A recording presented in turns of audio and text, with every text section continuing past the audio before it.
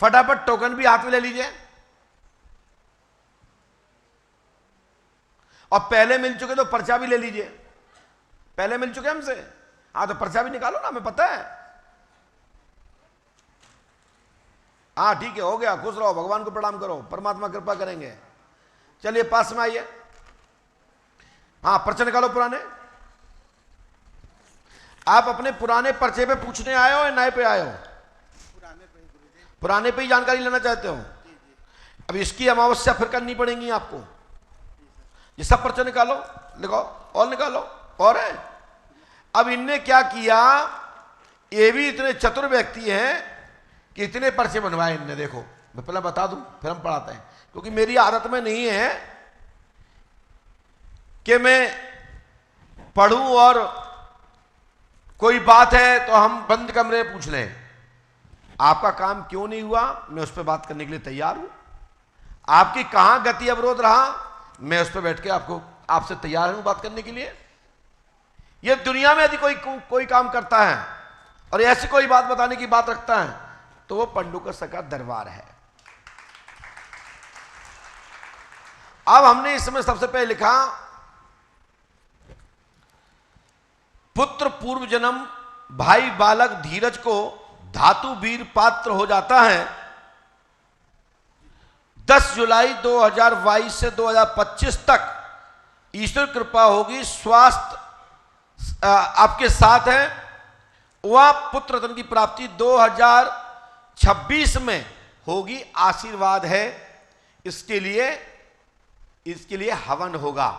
तो ये हवन क्या आपके भाई ने किया? पहले माइक उठाओ, पहले जो भी बात करो माइक से करो। बेटा है सर जी। हाँ तो किया क्या? एक हवन कराए हैं गुरु। चलिए दूसरा, ये पर्चा 4 पर्चे बने हैं। दवाई एक ही खाना चाहते हैं। चलिए साधना एवं दिव्य दृष्टि प्राप्त होगी, पूजा करो, दरबार बनाए बजरंगी का। 10 जून 2026 तक ये कृपा होगी, आशीर्वाद है। लेकिन पहले हनुमान जी का स्थान, कोई प्राचीन पुराना मंदिर जीर्ण अवस्था में हो, उसका नवनिर्माण कराइए, इसमें लिखा है। और अपने घर पे भी बजरंगी का स्थान बनाएं, सो आपको भगवत कृपा होगी, आशीर्वाद है। इसमें लिखा है, पढ़ सकते हैं स्क्रीन। तो ये आपको करना है। दूसरा पर्चा, तीसरा आइए।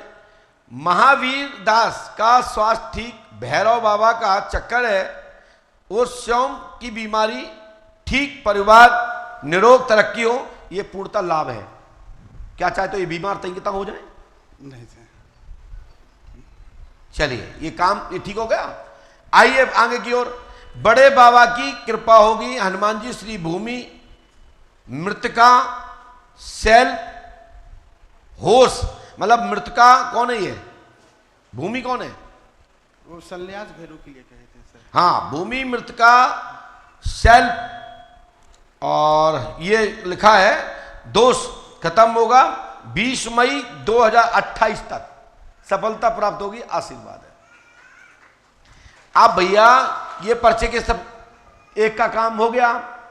अब आपने इनकी दबा नहीं ली, 3 रामायण, 3 का हवन, 3 आय बंधन करना, 11-11 सबकी माला करना है, 11-11 बार ओम नमः शिवाय की माला करना है, 11 पाठ करना। ये कौन करेगा? आपके हमारे पिताजी, हम ही करेंगे। तो ये लाइन में लगने की जरूरत नहीं है। ध्यान रखें, मैं इस चीज से नाराज रहता हूं और मैं पसंद नहीं करता। जो करते नहीं हो उसकी बात हमसे नहीं कर सकते आप। इसलिए हमसे जब पूछो तो नियम करो, तब सफलता मिलेगी। उठाइए पर्चे।